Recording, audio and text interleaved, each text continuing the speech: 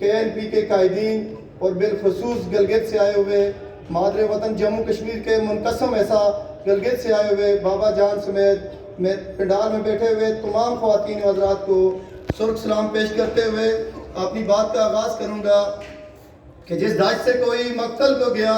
وہ شان سلامت رہتی ہے، یہ جان تو آنی جانی ہے، اس جان کی کوئی بات نہیں۔ جیسا کہ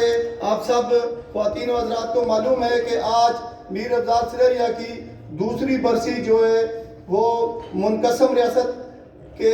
باغیرت بیٹے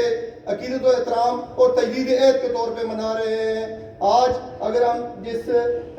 شخص کی برسی منانے جا رہے ہیں تو قومی آزادی اور حق ملکیت کی تحریک کے نام سے آج کے سیمینار کا جو ہے وہ عنوان رکھا گیا ہے۔ میں یہ سمجھتا ہوں کہ اگر میر افضال سلیریہ کی ہم زندگی کا مطالعہ کریں تو وہ تسلسل ہم بہت پیچھے نہ ہی جائیں، تو میں یہ سمجھتا ہوں کہ اگر مقبول بٹ شہید کی اگر ہم لیڈرشپ کی بات کریں تو جو نظریہ مقبول بٹ شہید رہ کے منقسم ریاست جموں کشمیر کے غلام عوام کو جو ہے وہ دے کے 11 فروری 1984 کو اس دنیا فانی سے کوچ کر کے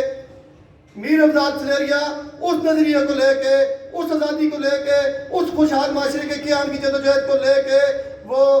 ریاست جموں کشمیر کی وحدت، آزادی اور خود مختاری کے لیے جو ہے وہ مصروف سفر رہا۔ میر افضال سلیریہ کی ساری زندگی جو ہے وہ مادر وطن کی آزادی، خود مختاری اور خوشحال معاشرے کے قیام کے لیے تھی۔ ہم یہ سمجھتے ہیں کہ آج میر افضال سلیریہ ہم میں موجود نہیں، لیکن اس کی جدوجہد، اس کی جو فکر، اس کی جو سوچ تھی وہ آج ہمیں ہمارے درمیان نظریے کی صورت میں، سوچ کی صورت میں ہمارے اندر موجود ہے۔ آج اس پنڈال کے اندر بیٹھے ہوئے خواتین و حضرات آج افضال سلیریہ کے کردار کو سلام پیش کرتے ہوئے تجدید عہد کر رہے ہیں کہ جو افضال سلیریہ جو مقبول بٹ کا پیروکار تھا، جو مقبول بٹ کا نظریہ لے کے آیا تھا، وہ اس دنیا میں ہمارے لیے مسئلہ راہ بنا کے چھوڑ گیا۔ ہم یہ عہد کرتے ہیں کہ جس وقت تک مادر وطن جموں کشمیر کے اندر سے غیر ریاستی افواج کا انخلا نہیں ہو جاتا، جس وقت تک مادر وطن جموں کشمیر، شہید کشمیر مقبول بٹ کے نظریے کے مطابق ایک آزاد اور خود مختار ملک نہیں بن جاتا،